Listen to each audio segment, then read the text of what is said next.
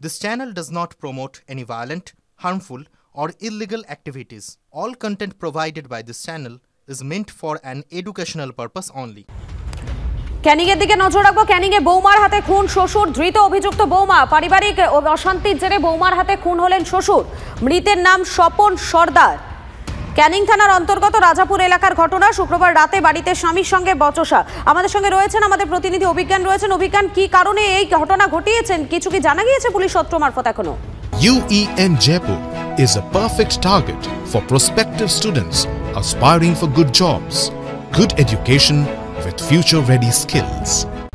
দেখো, তোমাকে জানিয়ে রাখি যে ঘটনাটা যেটা ঘটেছে সেটা হচ্ছে ক্যানিং থানা তালদি গ্রাম পঞ্চায়েতের রাজাপুর গ্রামের। সেখানে পারিবারিক সমস্যা ছিল স্বামী স্ত্রীর মধ্যে, এবং সেই ঘটনার ছেড়ে এবার সত্যি খুন হতে হয়েছে বৌমার হাতে। যেটা জানা গিয়েছে তিনি খুন হয়েছেন তার নাম স্বপন সর্দার, এবং গত রাত্রে যখন বাড়িতে তিনি ফিরে দেখেন যে ছেলের দিকে কাঁচি নিয়ে বৌমা মৌসুমী সর্দার ছেড়ে যাচ্ছে, সেই অবস্থায় ছেলে বাঁচানোর জন্যই তিনি চলে যান সঙ্গে সঙ্গে বিরত করার পাকে। কিন্তু এরপরই যেটা দেখা যায় যে সেটা হচ্ছে বৌমা মৌসুমী সর্দার একবার সেই কাঁচি বুকে বসিয়ে দেয় শ্বশুরের, এবং স্বামী কারণে রক্তাক্ত অবস্থা তাকে উদ্ধার করে যখন ক্যানিং মহকুমা হাসপাতালে নিয়ে আসা হয় ততক্ষণে কিন্তু মৃত্যু হয়ে গিয়েছে। এই ঘটনায় রাতেই ক্যানিং থানা পুলিশ অভিযুক্ত বৌমা মৌসুমী সর্দারকে গ্রেপ্তার করেছে।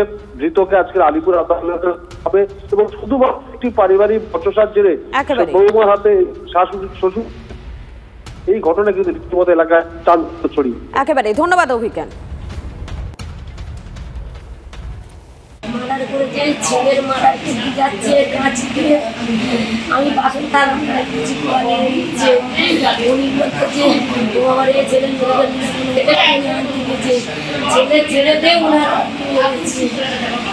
মানে কাকে মারতে গেছিল আপনার বৌমা? ছেলেকে মারতে গিয়ে বাবাকে মারে।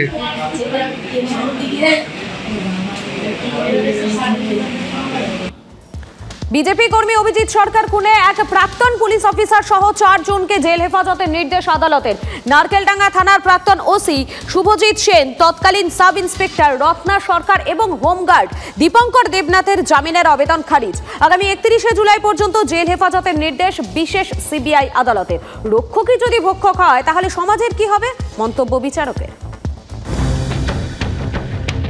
বিজেপি কর্মী অভিজিৎ সরকার খুনে প্রাক্তন ও বর্তমান পুলিশ অফিসার সহ 4 জনের জেল হেফাজতের নির্দেশ দিল বিশেষ সিবিআই আদালত।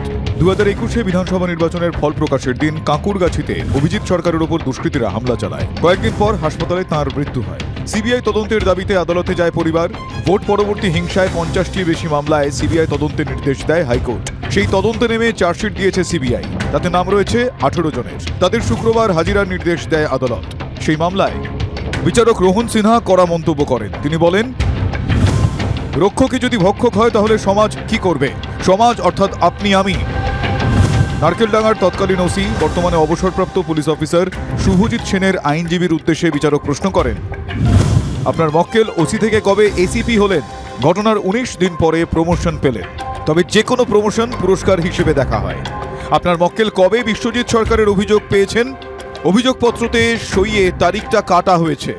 এই পরেশ পাল, স্বপন সমাদ্দারের মতো নেতারা একের পর এক খুন করেছে, আর সেই খুনের প্রমাণ লোপাট করেছে এই শুভজিৎ সেন, রত্না সরকার, দীপঙ্কর দেবনাথ, এদের মতো লোকেরা। এতদূর পৌঁছতে পেরেছি এবং বিচারককে বলতে পেরেছি বলে আজকে সেই প্রমাণটা আমরা পেয়েছি, বা ধরুন প্রথম ধাপটা আমরা এগিয়েই গেলাম। আরেকজন আসামি যিনি এই মামলার সাথে ওতপ্রোতভাবে জড়িত ছিলেন, সেই ঘটনার সময় সেখানে উপস্থিত ছিলেন, তাদের 4 জনকে জুডিশিয়াল কাস্টাডির নির্দেশ দিয়েছেন, এবং 31শে জুলাই পর্যন্ত তাদেরকে কাস্টাডি রাখার জন্য নির্দেশ দেওয়া হয়েছে।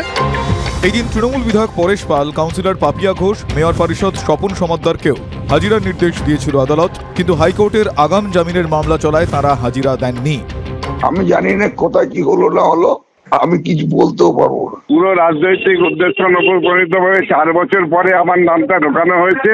যে কোনো তদন্তে ফেস করতে রাজি আছি, কারণ আমার রাজনৈতিক জীবনে কোনোদিন এই ঘটনা ঘটেনি, আমি কিছু পছন্দ করি না।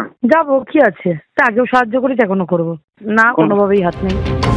আর্জি করেও প্রমাণ লোপাটের অভিযোগে গ্রেফতার হন টালা থানার তৎকালীন ওসি অভিজিৎ মণ্ডল। আর এবার ভোট পরবর্তী হিংসাতেও প্রমাণ লোপাটের অভিযোগে সিবিআই মামলাতেই জেলে যেতে হলো নারকেলডাঙ্গার তৎকালীন ওসি শুভজিৎ সেন, তৎকালীন সাব ইন্সপেক্টর রত্না সরকার ও হোমগার্ড দীপঙ্কর দেবনাথকে। গত 4 জুলাই ভোট পরবর্তী হিংসায় এক নাবালিকাকে ধর্ষণের মামলায় বাংলায় প্রথম সাজা ঘোষণা হয়। যাবজ্জীবন কারাদণ্ড হয় মালদার তৃণমূল কংগ্রেস নেতা রফিকুল ইসলামের।